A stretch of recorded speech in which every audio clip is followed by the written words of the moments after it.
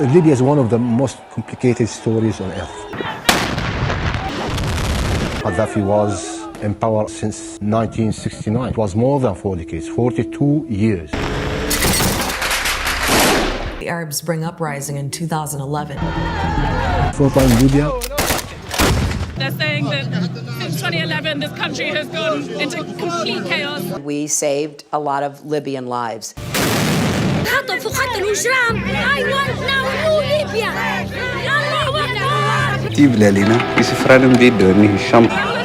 is insane. Clearly, the government is getting rather nervous about the tension. Libya, a country torn apart by civil war for the past decade. But how is the situation on the ground now, today? Gaining access into Libya is extremely difficult and complicated. No tourists are allowed, only business visas are issued. After 2 years of trying to get into Libya, I was finally able to obtain a business visa for this extremely restricted and controlled country. So, here we go.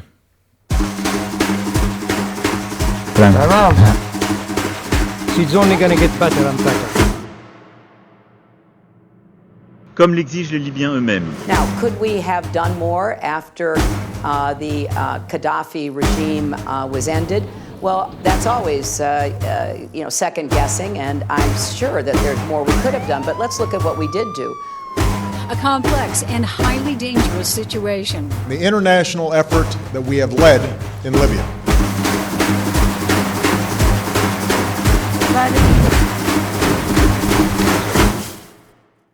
We finally have hope that our nightmare of 40 years will soon be over. Welcome back to Tripoli, the capital of Libya here. Check out this view from the roof of my hotel. We've got the port over there in the distance, the Mediterranean, and then a huge sprawl of city out this way. The country of Libya has a total population of 6 million, which is actually quite small considering I think it's like the 16th biggest country in the world. So relatively that's quite a small population. The country's huge. Majority of people live here. Today we're heading out of the city. We're heading to a place called Liptus. Got a very interesting past. So we're gonna get on the road, drive out of the city, see what we can see on the way, explore more of the coastline hopefully. It's always hard to kind of film off the trail of where people want you to see here, but I'm gonna do my best to meet people and see how life is here. So let's carry on, explore more of this country. It's very odd at times, but I'm really liking it. I'm loving the people. It's always an honor to be in a country like this where they hardly ever see foreigners. It's a real privilege. Enough talking, on the road, let's go.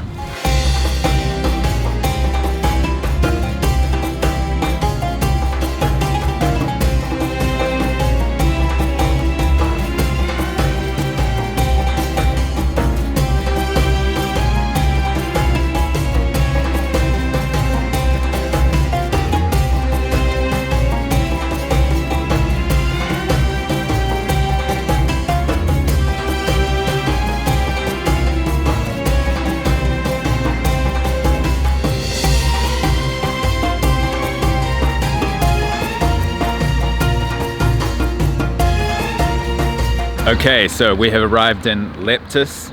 We drove for an hour and a half from... Boy races on the street. So we've driven an hour and a half from Tripoli, from the city center, and we followed the Mediterranean coast. We've come out to Liptus, which is this historical Roman site. It's interesting to see there's actually quite a lot of local tourists here. There's little souvenir shops. Apparently this has all changed quite rapidly. This place was completely closed, not even 1 to 2 months ago. And slowly things are starting to pick up for, families and things that want to take a day trip from Tripoli. Come have a look at the historical sites and things. So it's quite interesting. So we're going to go and we're going to meet the guide. We might ask him how life is as a guide here, because I'm sure over the past decade or so it's been very up and down and must have been hard to find work. But also check out the historical site because, it's pretty magnificent. I mean, what we're about to see, if this was in any other country, it would be packed. If this was in Egypt or Italy or anything, it would be absolutely packed with tourists.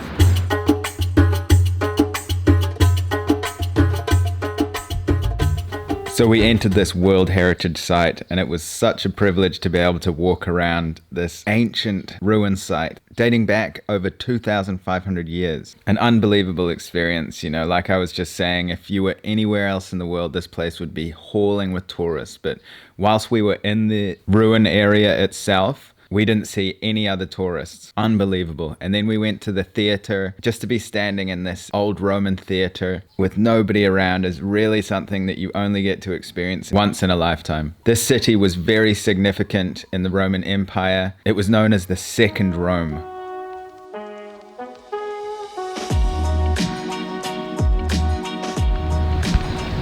Okay, so we're here with Fuzi, who's our guide here at Leptis. What's it like being a tour guide? Because I haven't seen any other tourists around. We're trying with the Ministry of Tourism to bring many cruiser ships and cruise ships. Yeah, and charter. But now, grooves. What about now? At the moment, could be hard something, but we'll try to make it easier, you know, to bring it. Do you think that the future will be better? Better, yeah. Libya will have better future than before. Better than before, yeah. So you're seeing things change and get better? Many things change with this government, yeah. What's changing? From worse to good. Can you give an example of what's changed? The electricity, you know. Less power cuts. Yeah, less power cuts now, yeah. So more services, infrastructure and basic needs. Yeah, we have many foreign companies came around here and they had the contract with the government to do infrastructure, you know, and reconstruction, you know. So you're positive about the future of Libya? Libya will have a very positive future, you know. Okay. Yeah. Right. Very good future. And do you think it's safe for foreigners to come to Libya? Yeah, very safe. Yeah, we met a lot of Americans and English and from New Zealand like you, and Italians, Brazilians, you know, Mexican people. What about 2 years ago? Was it safe? Always safe, but we had the Western media distortion there.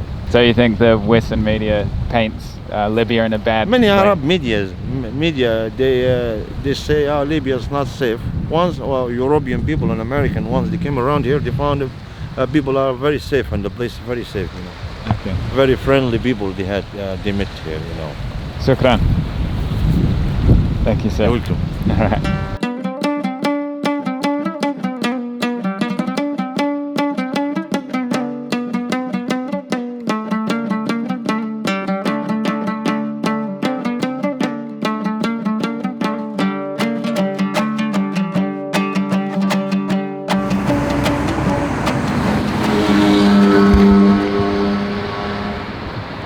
So we've arrived back on the outskirts of Tripoli. We followed the coastline down and we've come to a nice little restaurant here. We're going to see what we can get for lunch. It's super hot.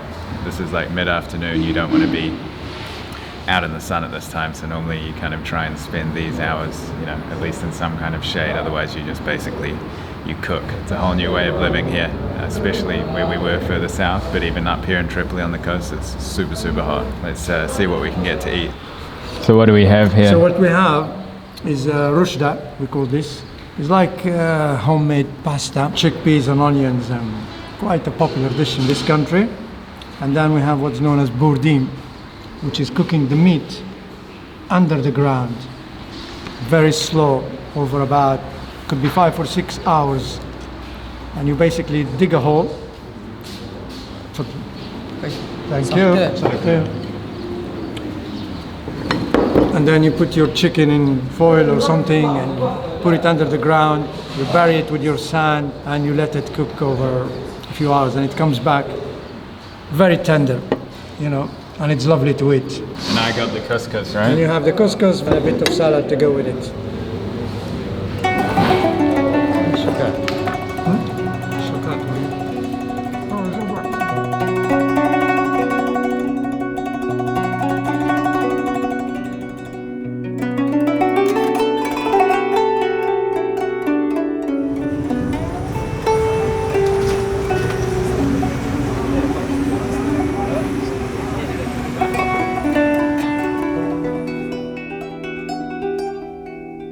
So we've arrived in downtown Tripoli here. We've got some beautiful old ruins here. We just had coffee in a really nice cafe right on the waterfront there. Really nice setting, beautifully maintained grass and everything. Not the first image that comes to mind when you think of Tripoli or Libya. So we're gonna go for a bit of a walk now. Keep in mind that I have to be really careful what I do and don't film, and have to be discreet, so I'll do the best I can to give you a bit of a taste of what the capital city of Libya is right in the city. Not sure what that was. Let's go explore more of this city here. There's a mosque here. There's a fish market across the road, but we're going to go further in and see what we can discover.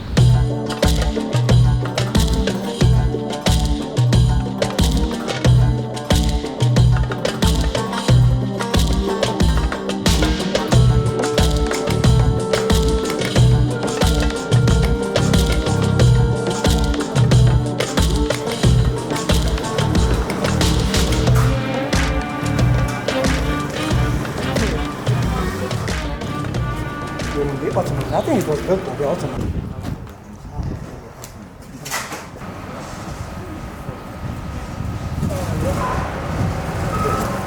السلام عليكم.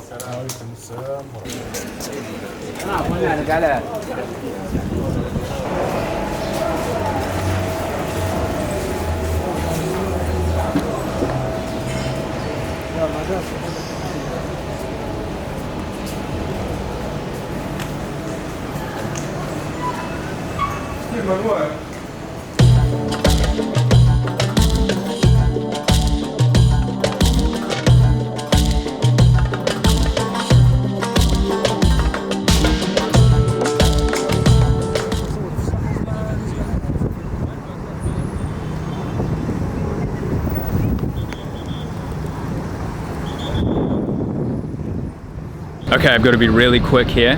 This is quite a high profile place, but we're right in this square, Martyrs Square, which this is, you know, basically the center, bang in the center of Tripoli.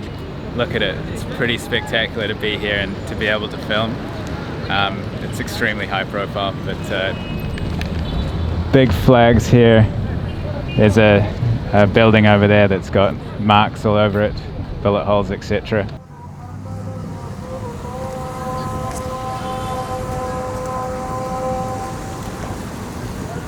But generally it's, you know, it's a really nice place, and you know, lots of families going about their day, you know, people selling food for the birds, and it doesn't feel at all hostile. It feels completely calm to me. You know, it does feel a bit tense, but that's because I'm walking around with a camera filming it. If I wasn't with a camera, I would be completely at ease. There's even like horses for families to ride down there, and like little cars, toys for the kids and things, little shops. And this is the center of Tripoli. Remarkable to be able to get this opportunity to film. So yeah, anyway, beautiful place.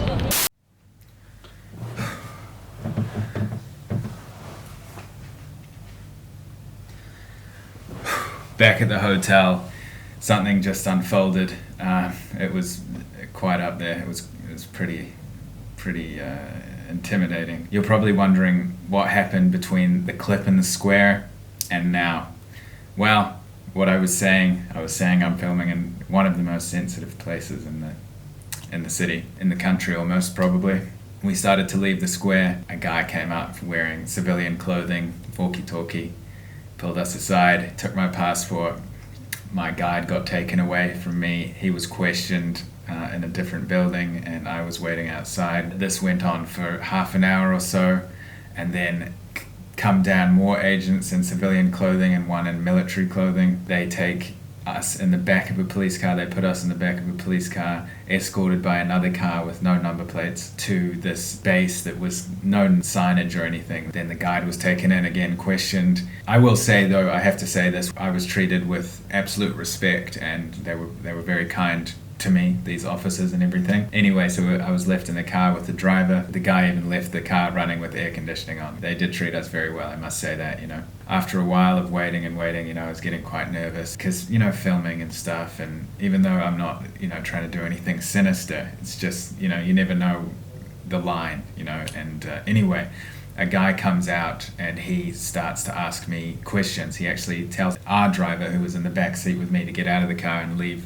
me and him alone. It was an interrogation at the beginning. He was asking me certain questions like my purpose in the country and my plans and what I've been up to exactly, and he had already obviously heard from my guide where we'd been, and he wanted to see if our stories matched. He was quite intimidating in the beginning, but then when I started to tell him where we'd been and everything, and he really opened up, and he was like, I just want to let you know that don't worry, you haven't done anything wrong. We want to make sure that you're safe because the security situation in Libya is very unstable. These were his words, what he told me. He said because foreigners are so rare here, when there is a foreigner here, we have to be 100% sure that they are looked after and safe. Because if something happened to me, sadly, it would probably reflect badly on the country, and that's the last thing they want, especially after everything that they've been through. They don't want any more troubles, So he was saying, are you comfortable? Do you feel comfortable with these people? If you ever have any problems, you can come to us and we'll help you. He was really, really kind, and I must again say thank you to the authorities of Libya, and I've been treated very well. You've seen in the last video how well the authorities of Libya treated me. Today was another example of that, and I completely understand them seeing me filming in the main square and then questioning us about what's going on, because they're in a good place, relatively to what, has happened. So he was just doing his best. They were all doing their best to just make us feel comfortable, but also get to the bottom of what was going on, because you never know, right? I could be posing as who knows who. He said, don't worry, you're going to continue your time in Libya. You're going to continue doing what you had planned. This is just a routine check. I have been in situations like this before in other countries, and I know I am taking risks doing this. You don't just go to Libya and make videos and things and think that you're not taking a risk, because you are. I'm fully aware of that, and that's a choice that I choose to make. It's not taken lightly. I do consider all these things, but this wasn't at all a negative situation. I really have to reiterate how kind the people were to us, how kind the authorities of Libya have been towards me, and going so far to welcome me and want me to feel comfortable in the country. It's really nice, especially after what they've been through, to reach out to that degree for a foreigner. It means a lot, and it says a lot about the people, I think. So big thumbs up to the Libyan authorities. That whole escapade lasted 1-2 hours. We did get to see the old city though. It was really cool to see the old city. We might be going back in the next video to have a look around some other areas, but of course, you have to be careful with the camera. Adrenaline's still pumping. Again, the common narrative is that life has got significantly better, especially in the last 1 to 2 years or less. Maybe even last 1 year has been a huge improvement. Even last 6 months has been a huge improvement safety-wise. Even some services and maintenance and infrastructure is picking up. This is the common theme that I'm getting told, so it does sound very positive, the future of the country. But you can definitely see when I keep going on in these videos about how difficult and stressful it is to film here. It's one of the most stressful countries that I've filmed in out of all the places I've been to, and I'm talking more stressful than North Korea. It is really restricted and very strict of what you can and can't film, and there's a very fine line, and you have to be very careful. And I totally respect that, and I understand why it's there, and I agree with it. It's just foreigners are so rare here that when a foreigner is here, then they really take it seriously, which is an absolute privilege to get access to this country at the time that it's at, on the hinge of what looks like a promising future coming from a dark past. It's a very, very privileged position for me to be here during this time, and I do not take that lightly. And thank you to all the Libyan people for having me in your country. And I just want to say thank you very much for watching these videos and joining me on these crazy adventures that 1 minute you're just walking down the street, next minute you're in the back of a police station heading to a form of interrogation. I'm going to be answering some of your questions in the next video, so if you have any questions, leave them under this photo on my Instagram and I'll answer some of them in the next video. Anyway, thank you so much for watching, and I'll see you in the next video for more from Libya. I'm sure, who knows what the next day will hold. Thank you so much for watching, and in case I don't see you, good afternoon, good evening, and good night from Tripoli.